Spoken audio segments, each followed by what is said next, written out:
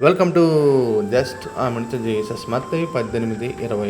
ఇద్దరు ముగ్గురు నా నామమున ఎక్కడ కూడి ఉందరో అక్కడ నేను వారి మధ్యన ఉందరని ప్రభువు తెలియజేయడం జరిగింది. క్రైస్తవ సహవాసానికి కేంద్ర బిందువు, కేంద్ర స్థానం ఎవరంటే మన ప్రభు అని యేసుక్రీస్తు వారు.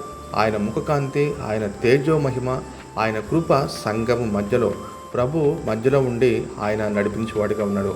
కాపర్లో సంఘము ముందుండి నడిపించేవారు, కానీ ప్రభు మాత్రము సంఘము మధ్యలో ఆయన కేంద్ర స్థానంలో ఉన్నట్టుగా మనం చూడవచ్చు. అందుకే ప్రకటన 1, 2, 3 అధ్యాయాలు చూస్తే ఆయన సంఘముల మధ్య గుండా వెళ్ళి ఆ తర్వాత 7వ సంఘం తర్వాత బయట ఉండి డోర్ కొడతా ఉన్నారు. ఎవరైతే తలుపు తీసి నా స్వరం వింటారో వారిలోకి వచ్చి వారిని దీవిస్తానని చెప్పి ఆయన పిలుపునివ్వటం జరిగింది.